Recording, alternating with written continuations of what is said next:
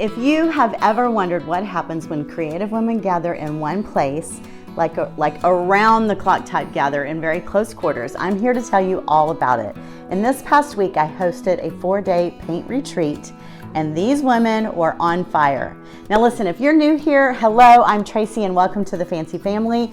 I show up here weekly to offer you DIY inspiration through home decor, thrift flips, and full-on furniture painting projects with a big focus on bold color and whimsical style. I've got 12 years experience under my belt, and my goal is to inspire you to find and nurture your own creative voice. Now, if this sounds like something that you'd like, be sure and hit that subscribe button, give me a quick thumbs up, and I'll be back here every single Sunday to inspire you. Now, I'm going to do my very best to describe the magic that I witnessed over 4 days, just in case you ever have an opportunity to attend something like this yourself. Whether it's one of my retreats or a similar event, I hope that you will gift yourself this opportunity. Now, a lot of planning went into this event. I joined forces with my friend Juana, who owns the most amazing River Ranch in Brazoria, Texas, and she is so gracious to open her home to complete strangers. It just blows my mind. She is a server by nature, and she loves bringing women together. We started planning this in November of 2022, and we opened up 35 tickets, and the event sold out in 48 hours. I knew right then that the energy at this gathering would be powerful, and it was. I could go into details of planning an event such as how to source 40 pieces of furniture in a short period of time, hauling them to the location, purchasing supplies like paints and cleaners, brushes, rulers, pencils, markers, aprons, canvases, spray bottles, primer, blah, blah, blah, food selections, catering, bedding for 35, who sleeps where, goodie bags and all the contents, t-shirts, cups, prizes, coolers, again, blah, blah, blah. Even though having all of this planned out is important, and it certainly sets the tone for the event, the magic doesn't happen until the people show up. It is the people that make the magic. Over the course of the first day, the women began to just sort of arrive single, in pairs. They even showed up in carloads, having traveled from both the east and the west coast of our country by plane. They arrived in cars. They arrived by Uber drivers.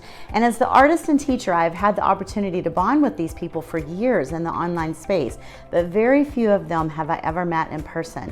And I cannot put into words how excited and anxious I feel as they trickle in one by one, until I get to hug their neck. The moment that I get to hear their voice and they say their name, I hug their neck and I look them in the eye and I say, I am so happy to finally meet you. All the anxiousness, it just leaves my body and a warmth sort of takes its place. It's an instant, comfortable feeling. It's a bond and it's real. Now, I observed each and every person over 4 days, hopefully without it seeming weird. I was watching the extroverts entertain. I watched the introverts absorb.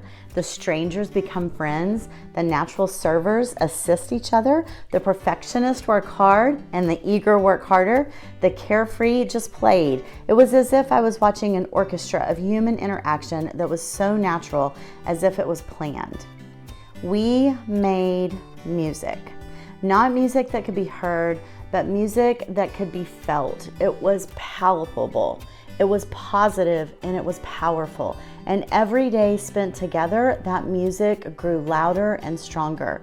Over the course of 4 days, 35 women took 35 pieces of tossed aside ugly furniture and they pushed themselves to create outside of their comfort zones. They tried techniques that they never tried before. They used products and tools that they'd never used. They created without the tools that they're used to having, and they learned to adapt and shift from their normal routines. They helped their neighbors. They worked in very close space. They shared skills and tips and tricks. They supported and encouraged one another. We had a star helper, Dana, who made her rounds. I walked around in awe of what I was seeing. It was community. It's what I believe we are missing in today's fast-paced and divided world. It made me both happy and a little sad. Women need to gather. We stand stronger together when we gather.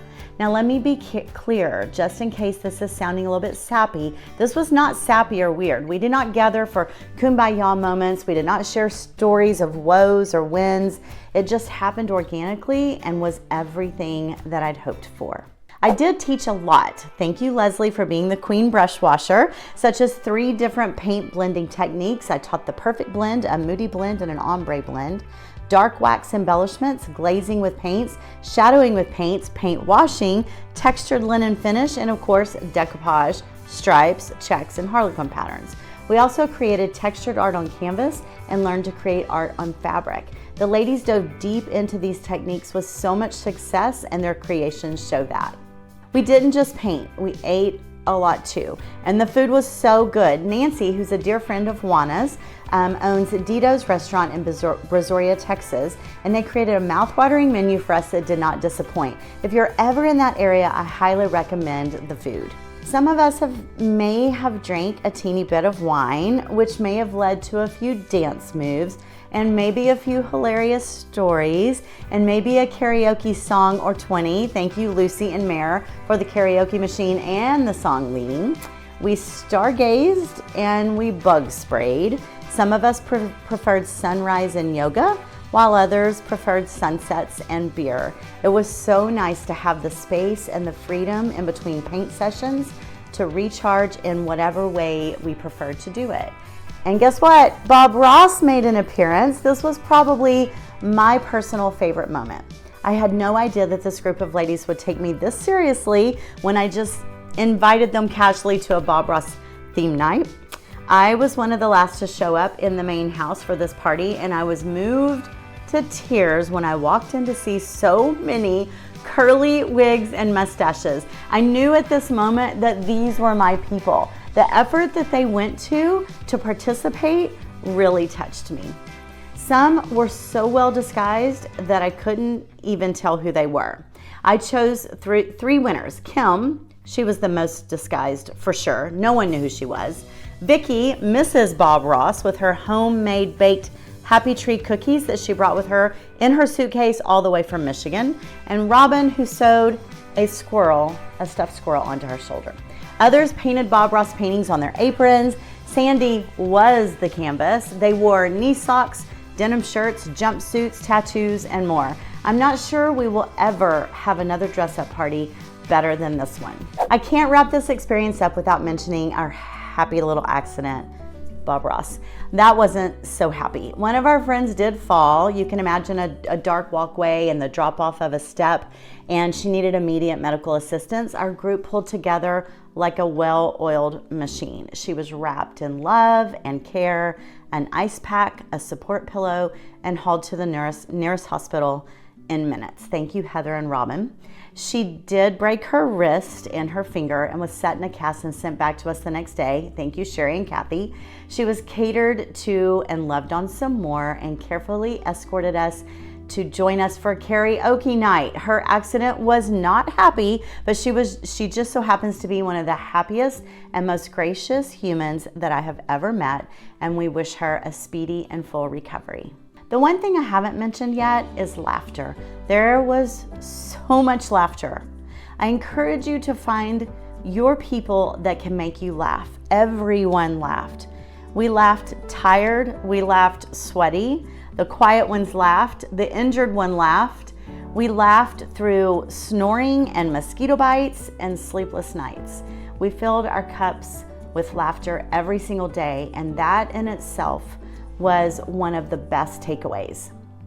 It was an honor to have my very own daughter, Haley, in attendance. She is a light, and the ladies loved her and can see why I like to spend so much time with her. My lifelong best friend, Sherry, also joined us, and she made and wore this adorable shirt that made me cry. And a huge thank you to Allison, my right-hand girl, that captured all this footage, which allows me to share with you and record the memories forever.